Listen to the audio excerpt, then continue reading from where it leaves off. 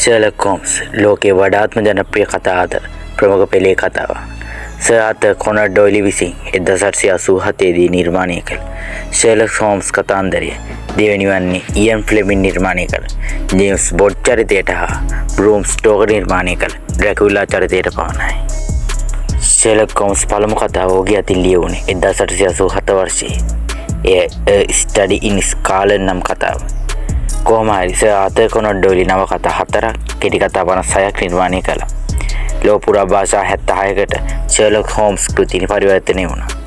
අංක 221B බේගස් street London. ඔය Sherlock Holmes නවකතා රසිකයෙක් නම් මේ නම හිච්ච ගමන් ඔබට මතක් වෙනවා ඇති. මේ තමයි ෂර්ලොක් හෝම්ස්ගේ ලිපිනය. ඒ වගේම මේ ලෝ ජනප්‍රියම ලිපිනය ලෙසත් හඳුන්වනවා. අද මේ ලිපිනය දරන්නේ ෂර්ලොක් හෝම්ස් කෞතුකාගාරය. කතුවරයෙක්ගේ පන්හිඳකින් නිර්මාණය වෙච්ච කතාවකට කෞතුකාගාරය නිර්මාණය වුණා කියන්නේ ඔබට වැටහෙනවා ඇති මේ කොතරම් ජනප්‍රියද යන්න. ෂර්ලොක් හෝම්ස් කතාවේ ප්‍රසිද්ධියත් සමග විවිධ රටවල සංවිධාන පවා බිහි වී තිබෙනවා. ෂර්ලොක් හෝම්ස් කතා මාලාව ලිවීමෙන් හිම්බත් වී සිටි සර් ආතර් කොනන් ඩොයිලි මේ කතාවට යම් විවේකයක් ලබා දීමට තීරණය කළා. ඇත්තටම ඔහු තීරණය කළා ෂර්ලොක් හෝම්ස් මරන්න. මේ නිසාම Arthur Conan Doyle The Final Problem නිර්මාණය කළා. මෙහින් ඔහු ෂර්ලොක් හෝම්ස්ගේ සමුගැනීම සනුකරණ කළා.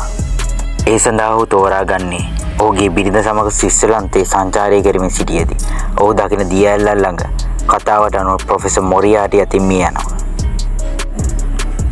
මේ කතාව සමග ෂර්ලොක් හෝම්ස් අවසන් කියලා සර් ආතර් කොනන් ඩොයිලි හිතුවට ඔහුට එලෙසියෙන් නිමා කරන්න උනේ නැහැ. මේ වඩ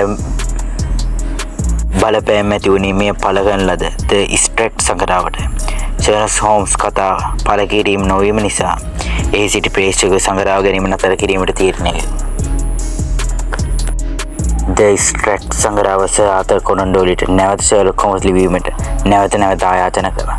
දැඩි ප්‍රේක්ෂක ඉල්ලීම මත නැවත සර් ආතර් කොනන් ඩොයිලිට නැවත ෂර්ලොක් හෝම්ස් ලිවීමට සිදු විය. ඒ අවුරුදු 8කට පසුව